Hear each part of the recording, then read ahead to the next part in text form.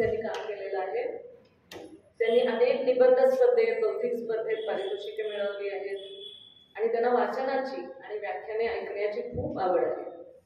आणि यात परत राष्ट्रीय आंतरराष्ट्रीय राजकारण आणि या सगळ्या इतर घडामोडींमध्ये त्यांना खूप रस आहे. अशा आपल्या आजच्या वक्त्या निर्मलाताई कळीमनी यांचं मी खूप खूप स्वागत करते आणि किशोरजी काकडेंना मी विनंती करते की त्यांनी पुस्तक घेऊन त्यांचा सत्कार.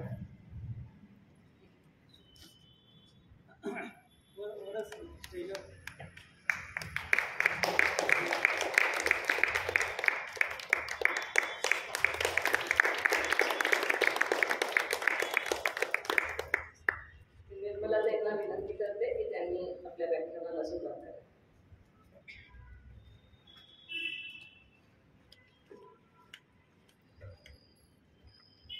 नमस्कार. सर्वप्रथम मी कुंडे सर आणि बुक लव्हर्स क्लबच्या सर्व सभासदांचे मनापासून आभार मानते की त्यांनी मला आज ही संधी दिली. मी आज तुम्हाला या पुस्तकाबद्दल थोडक्यात सांगणार आहे. उंच उंच झोका कर्तृत्वाचा.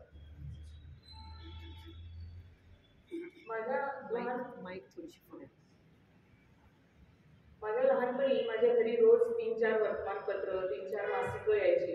त्यामुळे आम्हाला बहिणीला लहानपणापासून वाचायची खूप आवड होती. 8वी-9वीला गेल्यावर मी सुरुवातीला Napoleon, Hitler, Mussolini, Churchill, Lenin, Stalin, Golda Meir अशी चरित्र वाचण्याचा झपाटाच लावला होता. त्यावेळी जरा मला वाटतं परदेशी लोकांचं आकर्षण असावं.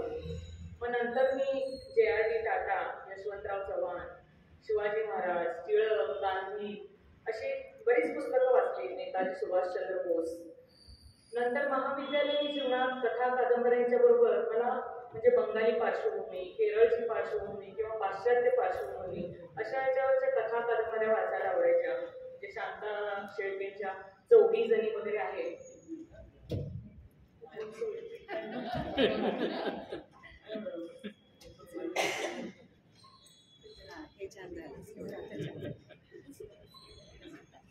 ऐकू येते?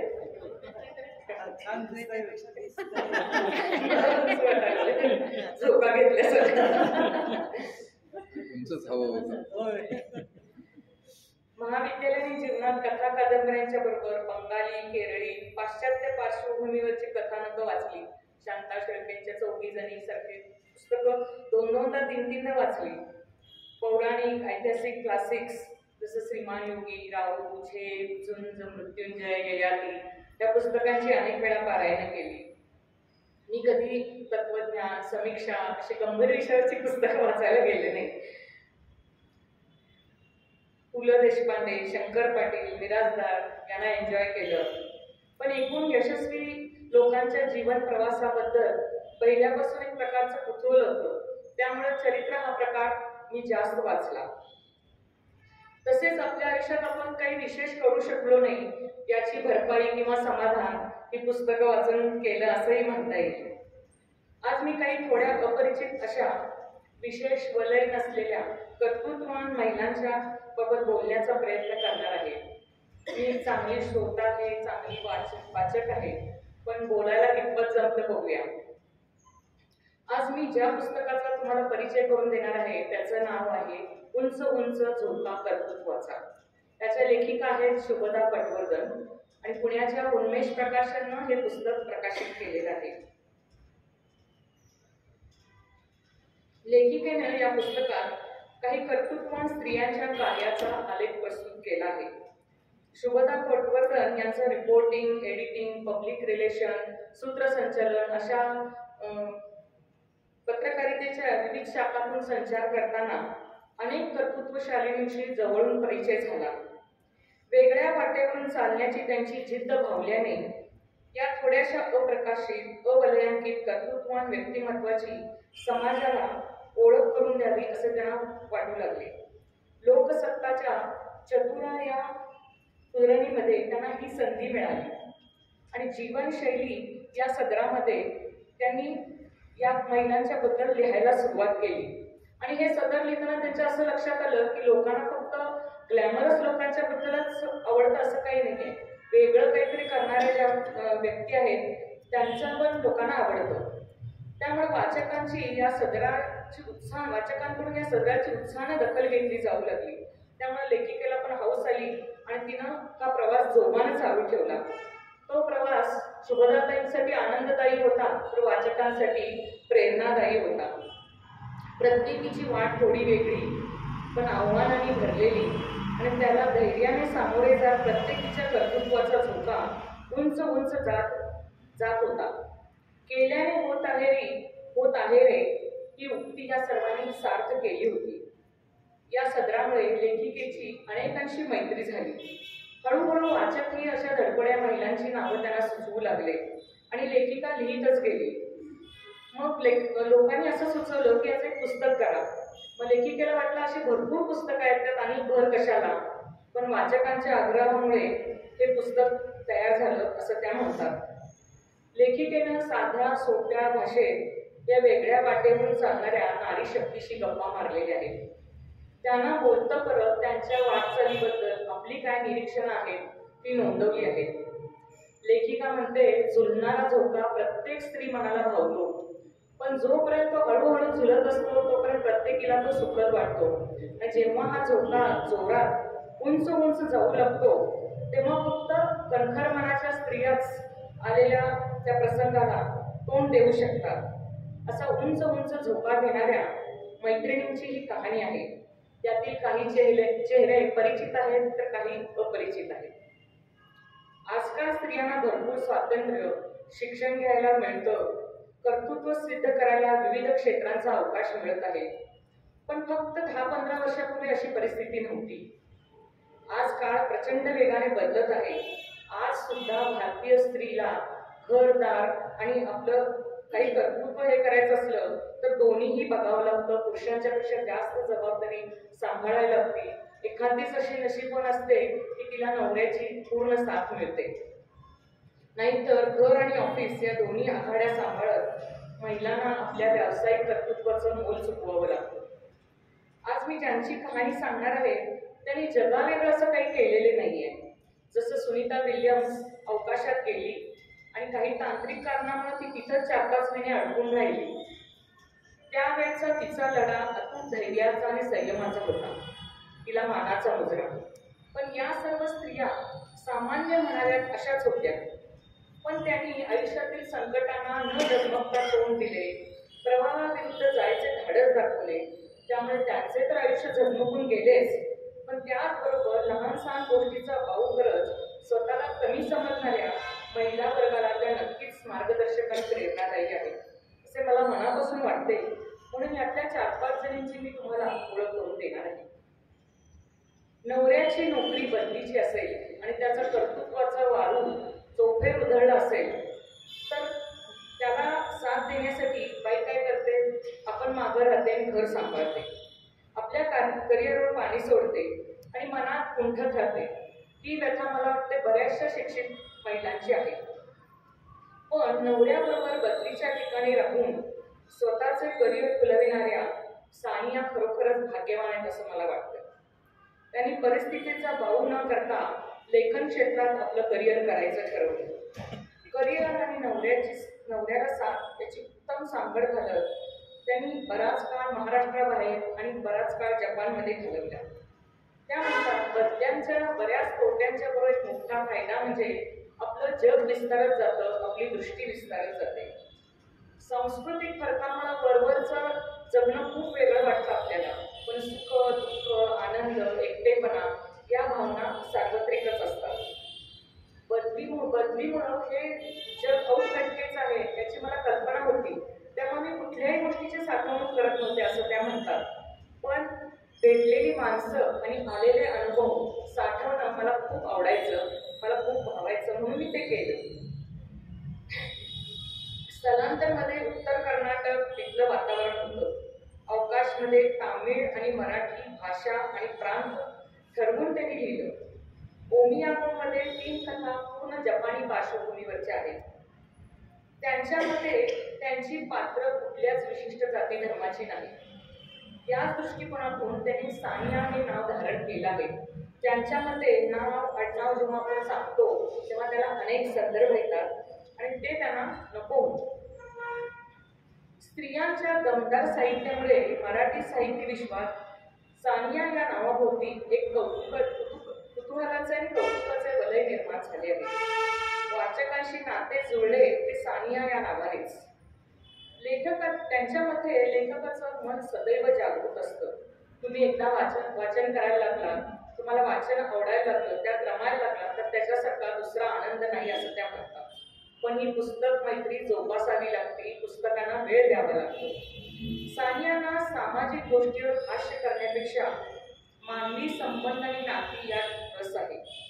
कारण समाज सतत बदलत असतो, पण मानवी संबंध चिरंतन आहेत याचे त्यांना आकर्षण वाटते. मी फॅन्टसी लिहित नाही तर वास्तवाशी निगडीतच लिहिते. लिहायला सुरुवात करते तेव्हा कच्चा आराखडा माझ्या डोक्यात तयार असतो, पण पुढं नक्की काय होणार आहे हे माझं मलाच माहीत नसतं असं त्या म्हणतात. पण समाधान होईपर्यंत मी परत परत लिहित राहते असंही त्या म्हणतात. त्या व्यक्तिरेखा मी स्वतः जगत असते, गुणवत्तेशी तडजोड करत नाही. आतून घेतलेला शोध त्यांना महत्वाचा वाटतो. त्या म्हणतात, व्यावसायिक गणित न बघता मी व्यावसायिक पातळीवरचं लिखाण करते. त्यांच्या घरात पुरोगामी वातावरण होतं, त्यामुळं त्यांच्या व्यक्तिरेखाही स्वतःचा शोध घेणारे आहेत, स्वातंत्र्याची आस असणारे आहेत. स्वातंत्र्याबरोबरच जबाबदारीची जाणीव असणे खूप महत्वाचे आहे असे त्या मानतात. स्त्री ही विचार करणारीच असावी असं मला वाटते. म्हणूनच माझ्या नायिका विचार करतात, प्रश्न विचारतात, काहीतरी करावे या उर्मीने जगतात, चुकत माकत का होईना पण आयुष्याला भिडतात असे मत ते व्यक्त करतात. त्यामुळे सानियांनी गौरी देशपांडे, आशा बगे, मेघना पेंडे यांच्याबरोबर स्त्री प्रतिमेला मराठी साहित्यात वेगळे परिमाण मिळवून दिले आहे. मराठी माझी भाषा आहे, मी मराठीतून विचार करते, मी मराठीतून लिहिते.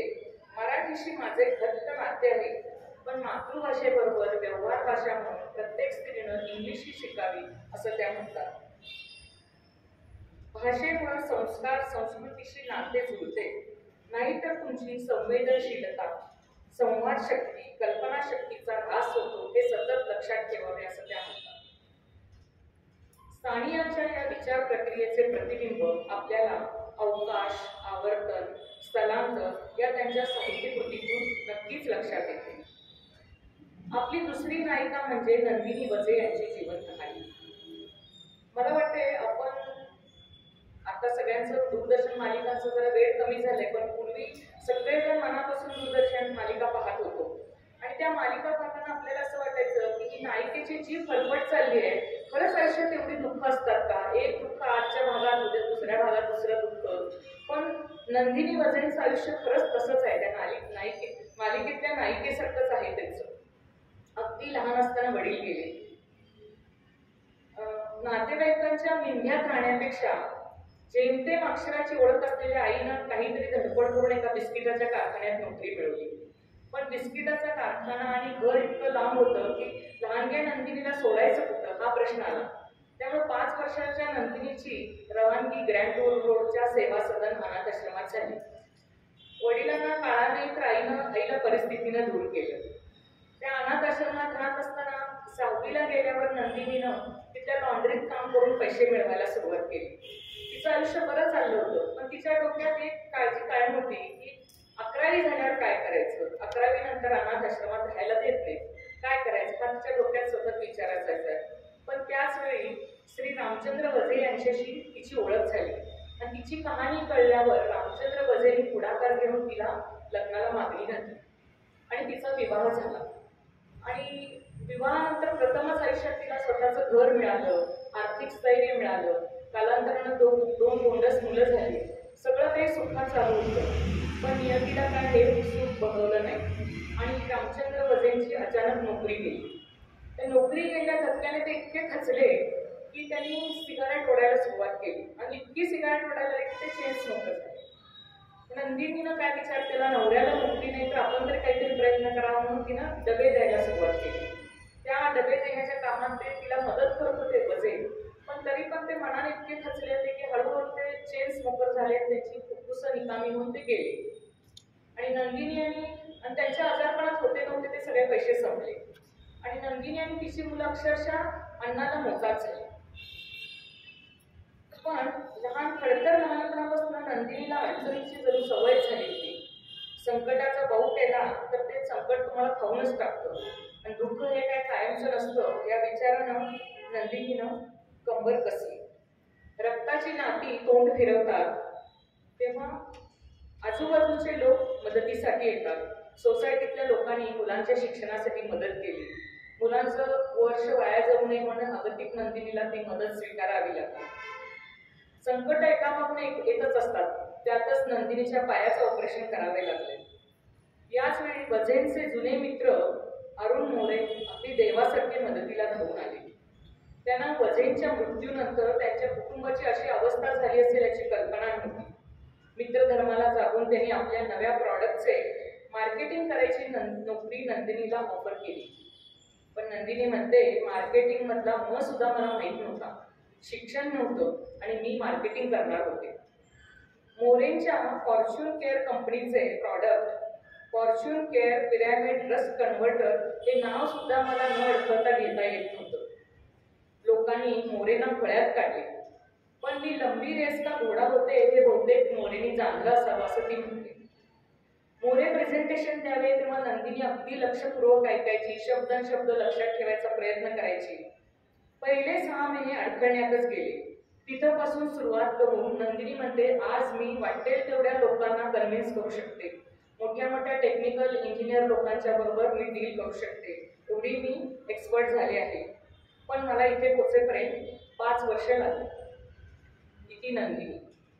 मोरेंनी माझ्यावर विश्वास ठेवला, माझ्यात जिद्द निर्माण झाली.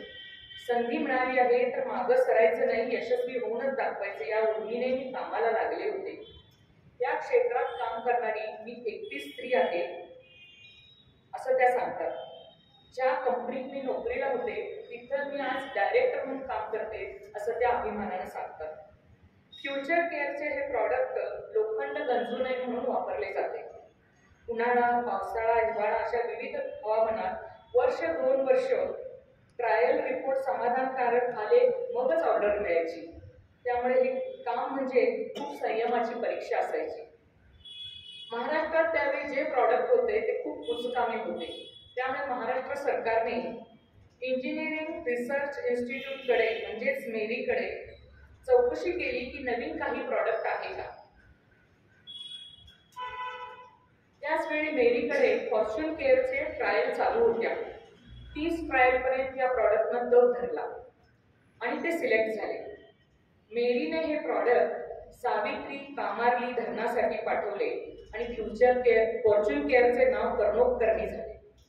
लोखंड आणि गंज यांचं नातं अतूट आहे. दरवर्षी लोखंड गंजल्याने आपल्या देशात अब्जावधीचं नुकसान होतं.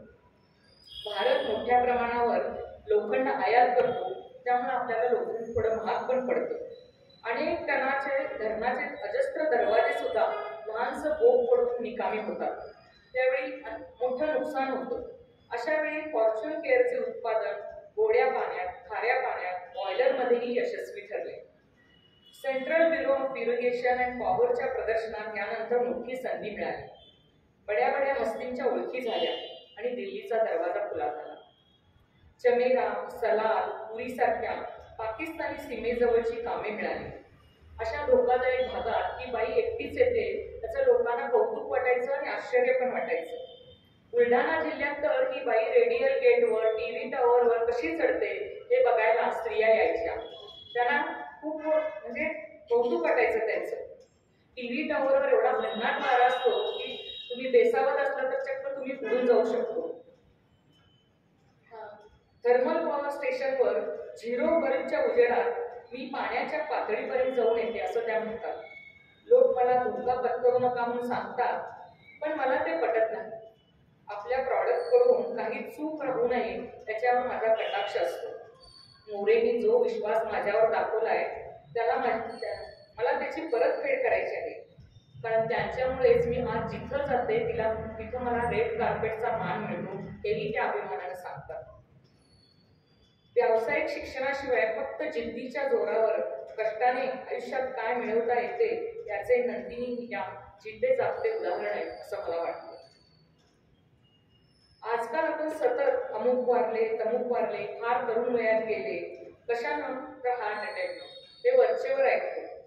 भारतात अलीकडे कोरोना नंतर तर हे प्रमाण भयावह वाढलेले आहे. काही लक्षण नसलेली व्यक्ती अचानक मृत्युमुखी पडते. त्यामुळे डॉक्टर प्रतीक्षा नामजोशींचे कार्य किती महत्त्वपूर्ण आहे हेच आपल्या लक्षात येते. क्रिटिकेअर हॉस्पिटल आणि रिसर्च सेंटर आणि इन्स्टिट्यूट ऑफ प्रिव्हेंटिव्ह कार्डिओलॉजीच्या संस्थापिका आणि संचालिका डॉक्टर प्रतीक्षा नामजोशी. त्यांच्या व्हिजिटिंग कार्डवरील रिव्हर्सिंग हार्ट डिसिजेस आणि प्रिव्हेंटिंग हार्ट अटॅक्स ही ओळ लगेच लक्ष वेधून घेते. त्या सांगतात, मी गायनाकोलॉजिस्ट व्हावं असं माझ्या वडिलांची फार इच्छा होती. मी गुजराती आणि माझा नवरा दीपक महाराष्ट्रीयन. आमचं इंटरकास्ट लव्ह मॅरेज MBBS झाल्या लगेच झालं. लग्नानंतरचे 6 महिने संसारात घालवावे आणि मग पोस्ट ग्रॅज्युएशनचा विचार करावा असं मी ठरवले. आणि या 6 महिन्यात मी योगाभ्यास प्राणायाम यांचे अनेक कोर्सेस केले. तेव्हा मला काहीसं आत्मभान आलं असं त्या म्हणतात. मला वाटतं त्याच वेळी मी प्रिव्हेंटिव्ह मेडिसिनकडे वळायचं असं ठरवलं. त्याला आणखी एक कारण म्हणजे ही ब्रँच खूप दुर्लक्षित होती आणि गायनाकोलॉजी, न्यूरोलॉजी आणि कार्डिओलॉजी या ग्लॅमरस ब्रँचेसना फी जास्त होती आणि माझ्याकडे फी जास्त भरायला पैसे नव्हते. प्रतीक्षासारख्या मेरिट स्टुडंटनं ही प्रिव्हेंटिव्ह मेडिसिनची शाखा निवडल्याने इतरांकडे धक्काच बसला. हुशार मुलगी भलत्याच वाटेने जाऊन स्वतःचं नुकसान करून घेत आहे असे कुचकट शेरे त्यांना ऐकायला मिळाले. तिला नाउमेद करण्याचे भरपूर प्रकार झाले, पण प्रतीक्षा आपल्या निर्णयावर ठाम होती. इव्हन दीपक त्याचा नवरा त्यालाही पटले नव्हते. सुरुवातीला 1.5 वर्ष तिनं टाटामध्ये ब्रेस्ट कॅन्सर आणि सर्व्हायकल कॅन्सरवर काम केलं. ते काम करत असताना तिच्या लक्षात आलं की कार्डिओलॉजीवर किंवा हार्ट अटॅक रोखण्यासाठी असं कोणी काम करत नाहीये. तेव्हा आपण या क्षेत्रात काम करावं असं तिला वाटायला लागलं. दरम्यानच्या काळात तिचा नवरा दीपक MD चेस्ट मेडिसिनची प्रॅक्टिस करू लागला होता आणि अंधेरीतल्या एका निवृत्त डॉक्टरनी आपला दवाखाना त्यांना चालवायला दिला होता. मग प्रतीक्षानं पण नोकरी सोडली आणि ती दीपकला जॉईन झाली. आणि तिचं म्हणणं काय, माझं योगा बिगा चालूच होतं. हार्ट ब्लॉकेजेस, अँजिओप्लास्टी, बायपास यासारख्या समस्या सर्जरीशिवाय योग्य खाणं पिणं, योगाभ्यास, योग्य औषध उपचार यांच्या साहाय्यानं दूर करता येईल यावर प्रतीक्षानं प्रोजेक्ट सुरू केला. ती रोज अनेक पेशंट तपासायची, त्यांच्या समस्या जाणून घ्यायची.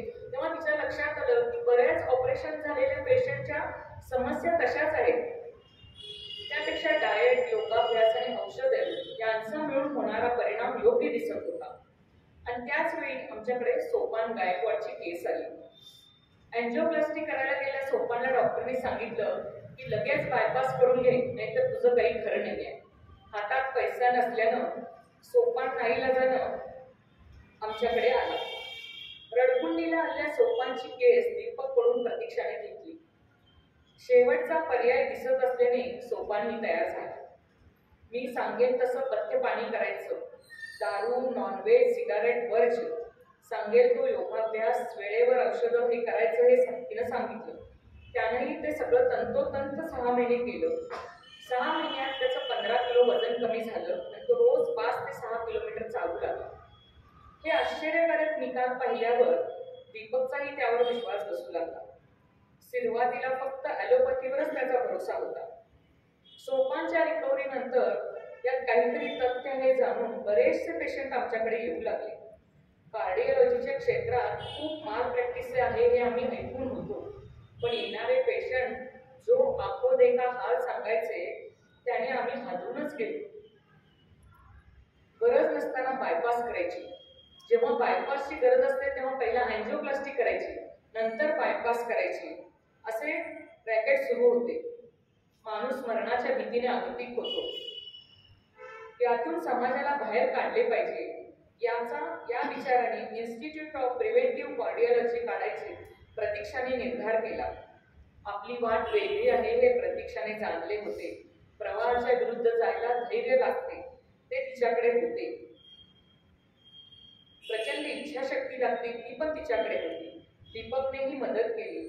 हे इन्स्टिट्यूट काढायचे ठरत असतानाच प्रतीक्षाला मातृत्वाची चाहूल लागली आणि जणू देवाने तिची परीक्षाच घ्यायची ठरवली होती.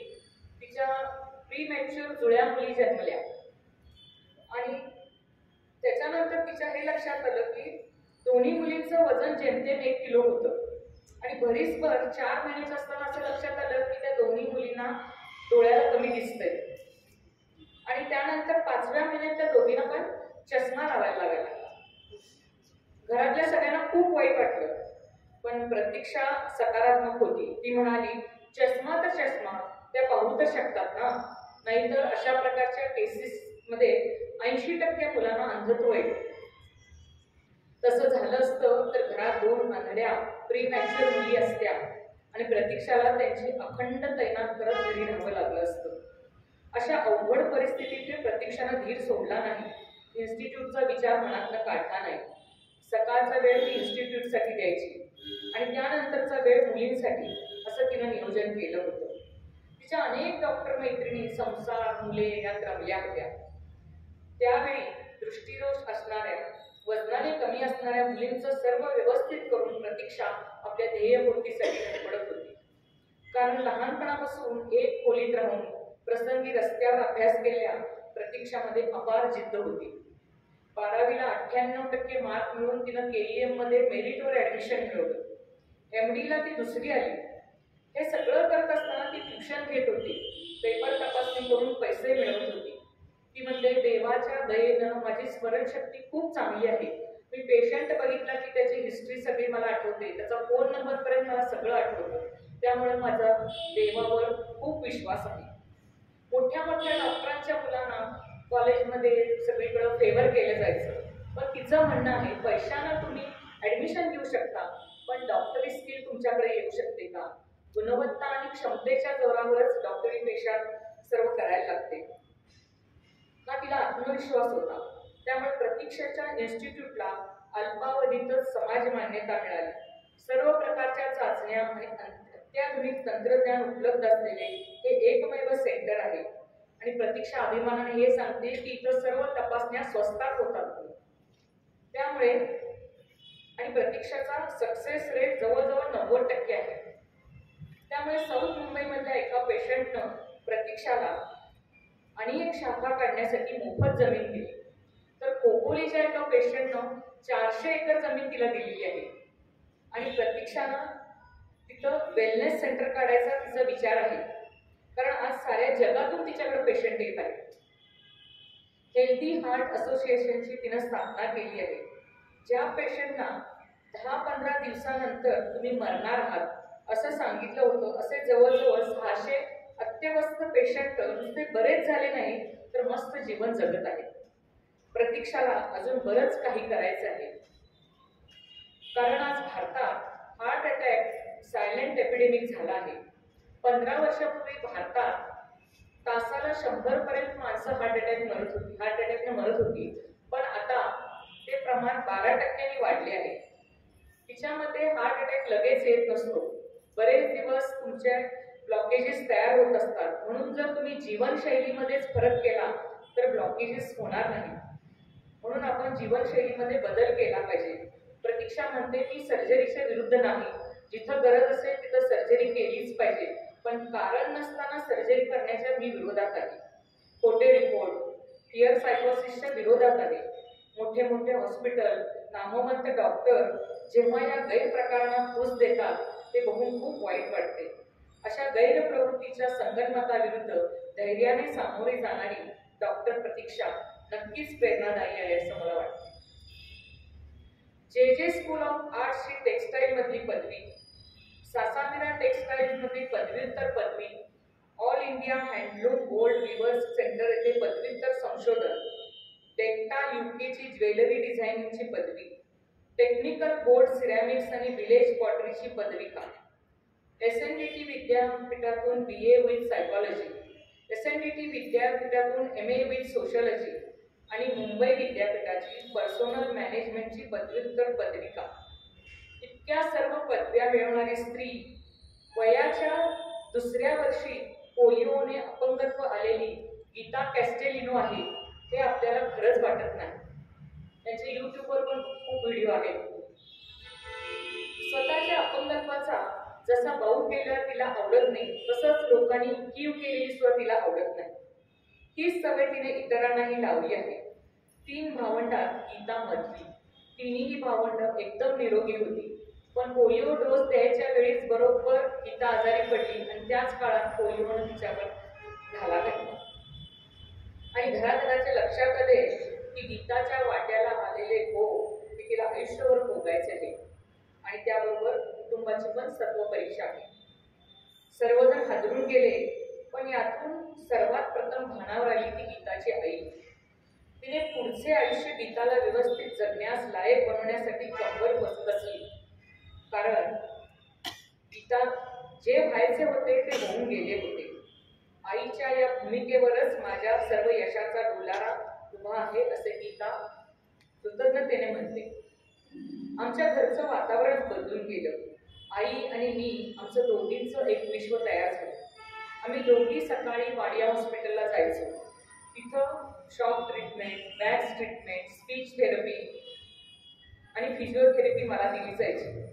माझ्या वडिलांनी एकदा कुतूहलाने अशी शॉक ट्रीटमेंट कशी असते याचा अनुभव घ्यायचा असं ठरवलं आणि त्यांनी त्या सगळ्या वायर लावून घेतल्या. की शॉक ट्रीटमेंट सुरू झाल्यावर 3 सेकंद देखील ते सहन करू शकले नाहीत म्हणाले. त्यांनी सगळ्या वायरी ओढून काढून टाकल्या. अशी शॉक ट्रीटमेंट मला रोज 3 मिनिटं दिली जायची. नंतर गरम मेणात पाय घालायचा आणि ते वाळल्यावर ते मेण खरडून काढायचे.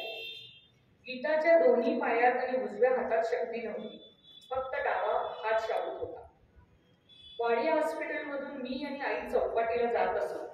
तिथं तिच्या आईने एक ड्रम ठेवला होता. त्या ड्रम मध्ये तिला उभं करून गरम तापलेली वाळू त्यात घातली जायची आणि 1.5 तास तिला त्यात उभं केलं जायचं म्हणजे तिच्या पायाला शेक मिळावा म्हणून. त्याच्यानंतर आई आणि ती मिळून स्विमिंगला जायची. संध्याकाळी घरी आल्यावर आई आणि मी थकून अगदी चूर होऊन गेलो असायचो. पण शाळा सुरू झाल्यावर चौपाटी आणि पोहणे बंद झाले. पण सतत 13 वर्ष वाडिया हॉस्पिटलला मी आणि आई जात होतो. त्याचा फायदा असा झाला की मला बोलता येऊ लागले. उजव्या हातात शक्ती आली, उजव्या पायातही थोडी शक्ती आली. त्याच्या आधारावर मी उभी राहू शकले, पण डावा पाय मात्र कधीच बरा झाला. 4थी पर्यंत घरात अभ्यास करून परीक्षा दिल्या, पण 5वीला मात्र बालमोहन शाळेनं तिला शाळेत आलंच पाहिजे असं सांगितलं. सुरुवातीला या शाळेत तिला ऍडमिशन मिळाली, पण इतर पालकांनी अशी तक्रार केली की अपंग मुलीबरोबर आमच्या मुलांना शिकायचं नाही आहे, त्यांच्या मनावर परिणाम होतो असं.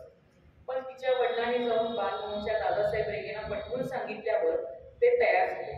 तयार झाल्यावर मात्र शाळेतल्या शिक्षकांनी, पिऊन, मैत्रिणींनी सगळ्यांनी तिला खूप मदत केली. पिऊन वगैरे तिला रिक्षात आणून बसवायचे, सगळं करायचे. गीताच्या घरच्यांनी तिला शारीरिक अपंगत्वावर मात करताना तिचं मन ही कणखर बनवलं. मनाला पंगुपणा येऊ नये याची पुरेपूर काळजी घेतली. त्यामुळे बाहेरचे लोकही तिच्याशी सामान्य व्यवहार करू लागले. 6वीत असताना तिचं एवढं मोठं ऑपरेशन झालं की तिला 10 महिने हॉस्पिटलमध्ये राहायला लागलं. खरं जिद्दीनं तिनं अभ्यास करून परीक्षा दिली आणि ती पास झाली. अपंगत्वामुळे ती म्हणते, गुलजार यांच्या मेरे अपने या चित्रपटात मला भिकाऱ्याचा रोल करायला मिळाला. पण ती मजेनं असं म्हणते की मी पडद्यावर जरी भिकाऱ्याचा रोल केला तर पडद्यामागं माझी खूप बडदास्त राखली जात होती. शाळा संपल्यावर तिने JJ मध्ये ऍडमिशन घेतली. ती तिचं शिक्षण संपल्या वयाच्या 18व्या वर्षी तिला LS रहेजामध्ये लेक्चरर म्हणून काम मिळालं. त्याचवेळी ऑल इंडिया हँडलूम बोर्ड्स विवर सेंटरची स्कॉलरशिपही मिळाली आणि गीताच्या आनंदाला पारावार राहिला नाही. यानंतर तिनं झेप घेतली ती सरळ स्कॉटलंडच्या एडिनबरो स्कूल ऑफ आर्ट्समध्ये. पण शिक्षण झाल्यावर तिचे मन तिथे रमले नाही. तिने भारतात येऊन साक्षा हा स्वतःचा स्टुडिओ काढला आणि ती अनेक फॅशन आउटलेटसाठी टेक्स्टाईल डिझाईन करू लागली. त्याचबरोबर SNDT मध्ये प्रोफेसर म्हणून ते काम करत होती. पण जेव्हा वयाच्या 32व्या वर्षी क्लोथिंग एक्सपोर्ट प्रोसेसिंग झोननं सुरू केलेल्या इन्स्टिट्यूट ऑफ फॅशन टेक्नॉलॉजीची प्रिन्सिपल म्हणून जेव्हा नियुक्ती झाली तेव्हा तिला खूप समाधान मिळालं. कारण ह्या पोस्टसाठी तिला पूर्वी अपंगत्वासाठी रिजेक्ट करण्यात आलं होतं. त्यामुळे तिला खूप आनंद झाला. तिनं या संस्थेत विद्यार्थ्यांसाठी खूप चांगलं काम केलं. तिचं नाव सर्वत्र होऊ लागलं. पण काही कारणानं गीताला ते पद सोडावं लागलं. त्यानंतर तिनं रहेजा इन्स्टिट्यूटमध्ये कन्सल्टिंग डायरेक्टर म्हणून ती रुजू झाली. आजही त्या टेक्स्टाईल डिझाईनच्या क्षेत्रात कार्यरत असून अनेक प्रतिष्ठित अशा टेक्स्टाईल संबंधित संस्थांमध्ये कार्य करत आहेत. तसेच आनंद नाडकर्णींच्या बरोबर काम करत लहान मुले आणि त्यांचे पालक यांच्या समुपदेशनाचे महत्त्वाचे कार्य करीत आहेत. देवाने गीताला शारीरिक अपंगत्व दिले, पण तिच्या घरच्यांनी आणि तिने त्याचा बाऊ न करता स्वतःला सिद्ध करून दाखवले. कदाचित या तिच्या धडपडीमुळे तिला एरिक सारखा उत्तम जीवनसाथी मिळाला. या बाबतीत मात्र देवाने तिला छप्पर फाटके दिला आहे. गीता कॉलेजला जायला रोज बस स्टॉपवर उभी असायची तेव्हा एरिक तिला बघत असायचा. त्यामुळे जेव्हा तिला लग्नाबद्दल एरिकने विचारले तेव्हा गीताने स्पष्टपणे सांगितलं की आयुष्य हे सिनेमात दाखवतात तसं नसतं आणि माझं आयुष्य मी मोठा आवाज जरी आणत असले तरी माझ्या आयुष्यात खूप गुंतागुंत आहे, तेव्हा आपण लग्न करायला नको. पण एरिकचा निर्णय ठाम होता. मग गीतानेही होकार दिला. पण एरिक मर्चंट नेव्हीत होता म्हणून गीताच्या घरच्यांनी सुरुवातीला थोडा विरोध केला, कारण तो 6-6 महिने शिपमधून गेला तर गीताकडे बघणार कोण असं. पण गीताचा निर्धार पक्का होता. लग्नानंतर जेव्हा तृषाचा जन्म झाला तेव्हा एरिकनं वर्षभर रजा घेऊन तिचं अगदी चांगलं संगोपन केलं. काही वर्षापूर्वी मारुतीने हँड ऑपरेटेड कार काढल्या तेव्हा गीता ड्रायव्हिंग शिकली. कारण ती म्हणते की बरेचदा बसमधनं प्रवास करायचे तेव्हा मी बरेचदा पडलेली आहे. तेव्हा आजूबाजूचे लोक म्हणतात चालायला येत नाही तर कशाला कडमारायला येतात बसमध्ये, घरी बसायला काय होतं असं लोक म्हणायचे. ते ऐकून मला खूप वाईट वाटायचं. म्हणून मी ड्रायव्हिंग लवकर शिकायचा निर्णय घेतला. गीताने 3 वेळा कार रॅलीमध्ये भाग घेतलाय आणि ती रॅली पूर्ण करणारी ती पहिली अपंग महिला आहे. तिला अनेक आंतरराष्ट्रीय, राष्ट्रीय, राज्यस्तरीय पुरस्कार मिळालेले. त्याचबरोबर अमेरिकेच्या इंटरनॅशनल मोस्ट डिस्टिंग्विश पर्सनॅलिटीच्या कॅटेगरीमध्ये गीता कॅस्टेलिनो यांचं नाव समाविष्ट झालेलं आहे. हे आपल्याला अभिमानास्पद आहे. हे सर्व पाहिल्यावर गीताच्या कर्तृत्वापुढे तिच्या अपंगत्वाची समस्या खूप लहान वाटू लागते. कारण गीताने जीवन जगण्याची परिपूर्ण कला साध्य केली आहे हेच खरे आहे. पोस्टमॉर्टेम किंवा शवचिकित्सा हे शब्द ऐकल्यावर सर्वसाधारण माणसाला नको त्याची चर्चा आणि कुणावर अशी वेळ येऊ नये असंच वाटतं. पण डॉक्टर वसुधा आपटेंची कथा ऐकल्यावर या पेशाला त्यांनी किती सकारात्मकपणे घेतले आहे हेच आपल्या लक्षात येते. पीएन मेडिकल कॉलेज आणि नायर हॉस्पिटल येथे फॉरेन्सिक मेडिसिन म्हणजेच न्याय वैद्यकशास्त्राच्या हेड ऑफ द डिपार्टमेंट म्हणून त्यांनी काम केले आहे. इंडियन अकॅडमी ऑफ फॉरेन्सिक मेडिसिनच्या त्या पहिल्या महिला अध्यक्षा होत्या. डेप्युटी कॉरोनर म्हणून नेमणूक होणाऱ्या त्या एकमेव महिला होत्या. त्यांच्या विशेष कारकिर्दीची नोंद घेऊन त्यांना woman of millennium, woman of decade, outstanding teacher अशा विविध महत्त्वाच्या पुरस्कारांनी सन्मानित करण्यात आले आहे. या क्षेत्रात काम करणाऱ्या त्या महाराष्ट्रातल्या एकमेव महिला आहेत. तसंच पूर्ण भारतात त्या काळी फक्त 5 ते 6 महिला या क्षेत्रात होत्या. या क्षेत्राबद्दल बरेच गैरसमज आहेत. हे क्षेत्र चांगला मानलं जात नाही. मग वसुधाताईंनी हे क्षेत्र का निवडले असावे हा प्रश्न पडतो. त्या म्हणतात खरं आहे. मी एकदा कोकणात लेक्चर द्यायला गेले होते. तिथे एक वयस्क बाई माझ्याजवळ आल्या म्हणाल्या, चांगल्या घरातली दिसतीस, मासलं भांडं काम कशाला करतीस, कुठंतरी भूत बीत मागं लागेल असे म्हणाल्या.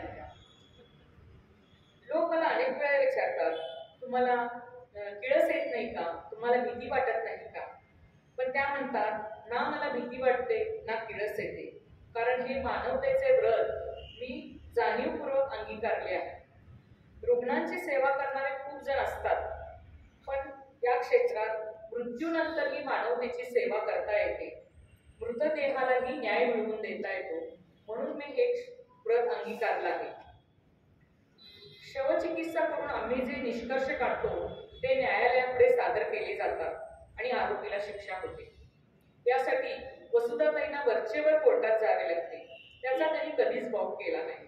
आजोबा, पणजोबा, वडील सगळेजणच वकील. न्यायमूर्ती रानडे म्हणजे वडिलांचे आजोबा.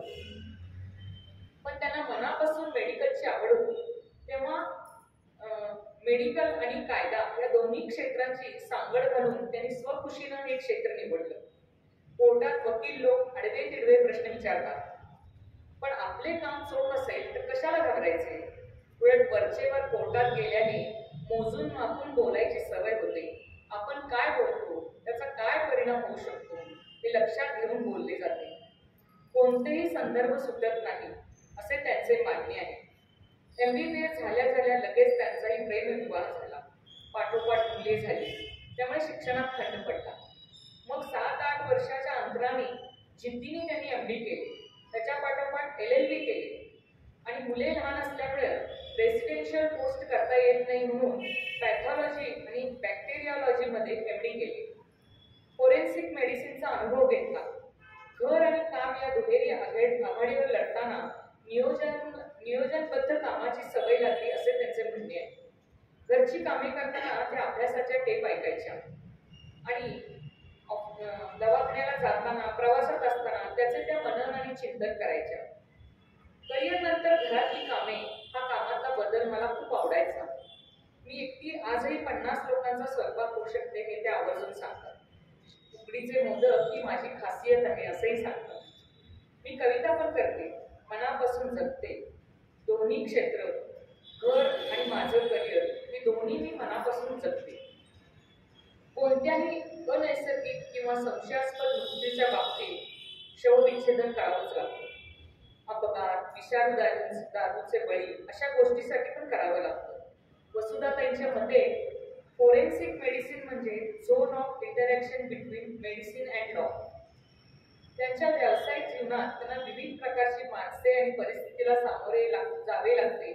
ते सांगताना म्हणतात, भाजलेल्या केसमध्ये नातेवाईक सांगतात अंगावर गरम पाणी पडलं, पण पाठीलाही भाजलेलं असतं, मानेलाही भाजलेलं असतं, अंगाला रॉकेलचा वास येतो. तेव्हा हा हत्येचा प्रकार आहे हे लगेच कळते. तसेच इतक्या वर्षाच्या अनुभवावरून मृतदेह पाहिल्यावर अनेक गोष्टी नजरेला येतात. विषप्रयोग झाला असला तर विशिष्ट वास येतो. लिव्हर फेल्युअर झाला तर वेगळाच वास येतो. मृतदेहाच्या रक्ताचे नमुने तपासावे लागतात. विविध एक्सरेज काढावे लागतात. शरीरात घुसलेल्या गोळ्या हत्यारानं न काढता ग्लोव्ज घालून हातानेच काढाव्या लागतात. मृतदेहाची डोक्याच्या केसापासून पायाच्या आणि हाताच्या नखापर्यंत लक्षपूर्वक तपासणी करावी लागते. त्याचे रिपोर्ट लिहावे लागतात. सगळी तपासणी साधारण 2 तासात होते. मग काढलेले अवयव परत पोटात ठेवून शिवून टाकावे लागतात. आता DNA, मेटल डिटेक्टर, रासायनिक पृथक्करण यात खूप सुधारणा झाली आहे. त्यामुळे जखमा कधी झाल्या आहेत, पोलीस मारहाणीमुळे झाल्या आहेत का ही बरोबर माहिती कळते. खूप बारीक सारीक माहिती बघावी लागते. याबरोबरच मृताच्या नातेवाईकांच्या शवविच्छेदनाबाबत भावना तीव्र असतात. त्यांना वाटते की डॉक्टर मृतदेहाची विटंबना करायला लागेल. त्यांना सांगावे लागते की तुमच्या माणसाला न्याय मिळवून देण्यासाठीच हे सर्व गरजेचे आहे. जेव्हा मास कॅज्युअलिटी होतात तेव्हा तर खूप आणीबाणीची वेळ असते. लोकांच्या भावनांचा कधी भडका उडेल हे सांगता येत नाही. अशी परिस्थितीही सांभाळावी लागते. संशयित आरोपीची तपासणी करताना त्याच्याशी सहृदयतेने वागावे लागते, कारण अजून आरोप सिद्ध झालेला नसतो. पण गुन्हेगाराला शासन झालेच पाहिजे हा हेतू मनात सतत असतो. मी शवचिकित्सेचे काम काटेकोरपणे करते आणि निरपराधी व्यक्तीचे निरपराधीत्व सिद्ध झालेच पाहिजे याकडे पण काटेकोरपणे लक्ष देते. हे सगळे करताना समाजात असलेल्या अनेक अपप्रवृत्ती लक्षात येतात आणि त्याचा त्रास होतो असेही त्या म्हणतात. जसं एका चाळीत एक गरोदर स्त्री वरून पडली आणि तिचा मृत्यू झाला, तर तिथल्या चाळीतल्या बायका येऊन दवाखान्यात विचारायला लागल्या, मुलगी होती का मुलगा होता? ही उत्सुकता विकृत वाटते. मेल्यावर काय फरक पडणार होता? बलात्काराबाबत ही अजून खूप लपवाछपवी चालू असते, कारण बरेचदा माहितीतल्या लोकांनीच हे कुकर्म केलेले असते. गुन्हेगाराला शिक्षा व्हावी म्हणून वसुधाताई प्रामाणिक प्रयत्न नेहमीच असतात. तरी सुद्धा काही वेळा गुन्हेगार सुटतो तेव्हा खूप त्रास होतो. त्या म्हणतात, मी एकदा मुलींच्या कॉलेजमध्ये लेक्चर द्यायला गेले होते, तेव्हा बऱ्याचशा मुली आखूड कपडे घालून आल्या होत्या. म्हणून मी त्या मुलींना असं सांगितलं की तुम्ही असं करत जाऊ नका, त्यामुळं मुलांच्या मनावर परिणाम होतो. तर त्या मुलींनी मला असं विचारलं की मग लहान मुली आणि वृद्ध स्त्रियांच्यावर का बलात्कार होतात, त्याला काय कारण आहे? म्हणजे मुलींची काय म्हणतात, त्या मुलींना संगोपन करताना आई वडिलांनी त्यांना व्यवस्थित सांगितलं पाहिजे. स्वातंत्र्य म्हणजे पूर्ण मोकळीक नाही, स्वातंत्र्याचा अर्थ काय हे समजावून सांगितलं पाहिजे. आणि पालकांनाही हे केलं पाहिजे, सांगितलं पाहिजे असं त्या म्हणतात. व्यावसायिक क्षेत्रात जिथे पटत नाही तिथे त्या सडेतोडपणे विरोध नोंदवितात. त्यांच्या या बाणेदार वृत्तीमुळं मेल डॉमिनेटेड क्षेत्रात त्या पाय रोवून उभ्या आहेत. शवचिकित्सेचे रिपोर्ट बदलण्यासाठी आज मोठी लाच देण्याचेही प्रकार होत आहेत. पण वसुधाताईंनी तिथं सरळ बोर्डच लावून टाकलाय की इथं विनामूल्य शवचिकित्सा होते आणि कुणी तसा प्रयत्न केला तर संबंधित अधिकाऱ्याकडे तक्रार करावी, असं सरळ त्यांनी बोर्डच लावलाय. या जगावेगळ्या व्यवसायाने तुम्हाला काय दिले त्याचे उत्तर देताना वसुधाताई म्हणतात, समय सूचकता, निर्भीडपणा, धीटपणा आणि मृत्यूची सतत जवळीक झाल्याने जीवनाची महती कळली. मृत्यूबाबत चिंतन झाले, त्यामुळे क्वालिटी ऑफ लाईफला मी महत्त्व देऊ लागले. अनेक कलांमध्ये रस घेतला. जीवन यात्रा, आनंद यात्रा व्हावी यासाठी मी प्रयत्नशील राहिले आणि त्यात यशस्वीही झाले.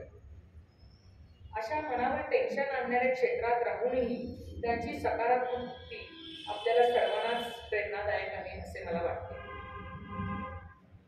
या पुस्तकात इतर अनेक जणींच्या कहाण्या आहेत. जसं मराठी साहित्याला मध्यमवर्गीय चौकटीतून बाहेर आणणारी असं कौतुक वाटेला आलेल्या, तसेच ब्राह्मण कुळात जन्मलेल्या स्त्रीनं बस्तीसाठी असं भलतंसलतं लिहावं का अशी टीका झेलणाऱ्या मेघना पेठे, अनेक कन्नड मास्टरपीस उत्तम प्रकारे मराठीत आणणाऱ्या उमा कुलकर्णी, कॅमेरा वुमन अपर्णा धर्माधिकारी, ज्यांनी कॅमेऱ्याच्या पुरुषी क्षेत्रात स्वतःचं कर्तृत्व सिद्ध करून दाखवलं आहे. लँडस्केप आर्किटेक्ट म्हणून पंतप्रधान, मुख्यमंत्री यांच्याकडून कर्तृत्वासाठी पुरस्कार स्वीकारणाऱ्या शोभा पोपटकर, खास गोवन कुकिंगचे गोवा पोर्तुगीजा रेस्टॉरंट काढून ते मुंबईत यशस्वी करून दाखवणाऱ्या दीपा उत्सट, हर्षद मेहताचा शेअर घोटाळा उघडकीस आणणारी Sucheta Dalal, pilot captain Sangeeta Kolbekar, beauty with brain Manisha Mhaiskar, Veena वर्ल्डच्या वीणा पाटील, दिल्लीत नेहरू सेंटरमध्ये उत्तम प्रकारे आर्ट गॅलरी चालविणाऱ्या नीना रेगे, स्वतःवर आलेल्या संकटामुळे अनेक मुलींना स्वसंरक्षणासाठी जुडो शिकवणाऱ्या लीना ओ मॅथ्यू आणि मारवाडी घरात प्रेम विवाह केल्याने अनेक वर्ष घरातून बाहेर पडायला न मिळालेल्या ललिता माठिया यांनी प्रथम यशस्वीपणे नर्सरी काढून चालवून दाखवली. नंतर एकदम वेगळ्या अशा गझल लेखनाकडे वळून त्यातही यश मिळवून दाखवलं. हे सर्व वाचताना एक जाणवत होतं की इच्छा तेथे मार्ग. काहीतरी कारणे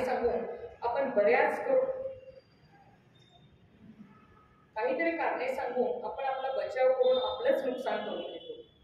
15-20 वर्षापूर्वी समाज आजच्यासारखा नव्हता.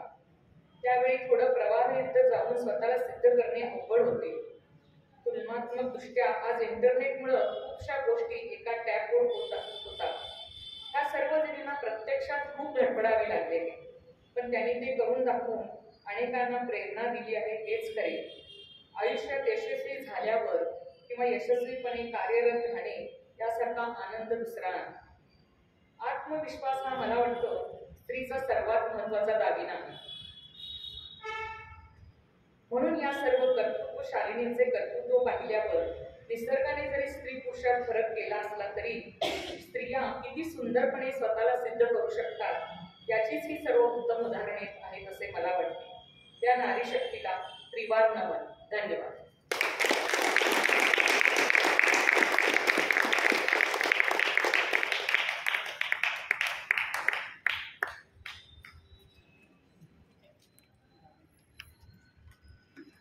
इथे बसा.